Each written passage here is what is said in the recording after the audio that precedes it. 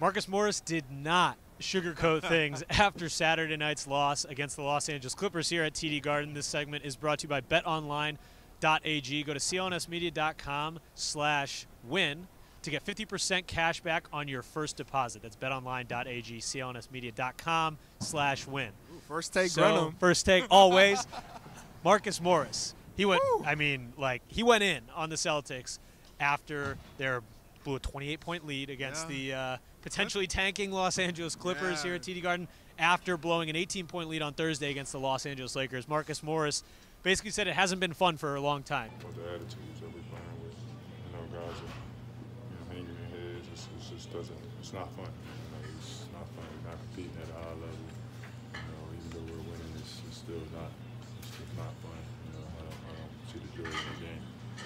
I watch all these other teams around the league, guys up on the bench, they're jumping on the court, they're doing all the stuff that just look like they enjoy, their teammates' success, they're enjoying everything, they're playing together, and they're playing to win. And when I look at us, I just see a bunch of individuals. Do you think this was a long time coming? What do you think of his comments? I mean, it's been hinted at throughout the season, right? Kyrie has hinted for this throughout the season. Jaylen Brown's done the same. So we've gotten little nuggets here. But on Morris being the guy he is, just up from we don't really get along. And it could be. It's funny because Dog mentioned this earlier at shoot around. We're saying this team is deep. Like I look at their bench, I'm like, this is a starting lineup. But could it be a thing that there's just too many cooks in the kitchen, right?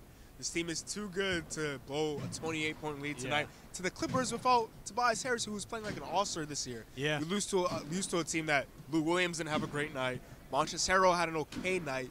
Lose to Landry Shamet, who they just got, and Zubac, who they just acquired. He looked good. I mean, their new guys look good, but you're right. I mean, the Clippers, you look at the Clippers in the second half, obviously their first half was horrendous. Yeah. Celtics had their best first half of the season, high-scoring first half.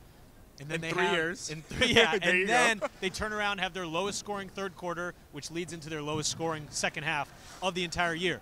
So it was ugly. Yeah. To put it lightly, it was ugly. But the Clippers turned it around on defense, and you could see out there they were shoving each other on the court. They were going crazy. They were a team. You had Patrick Beverley and Montrezl Harrell going nuts in each other's face.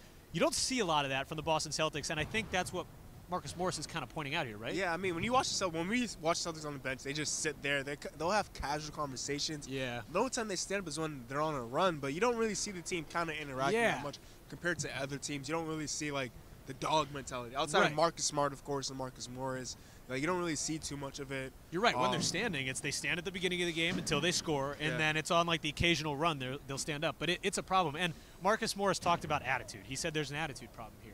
And he kind of hinted at the fact, it's not about shots. It's about winning. Their goal is to win a championship. They came into the season one of the deepest rosters in the NBA.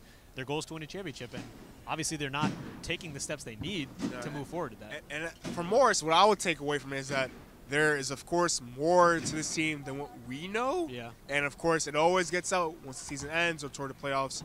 I'm curious as to who might be type of people that aren't blending in with the team. We can all take guesses, but guesses don't get us anywhere. It's about facts.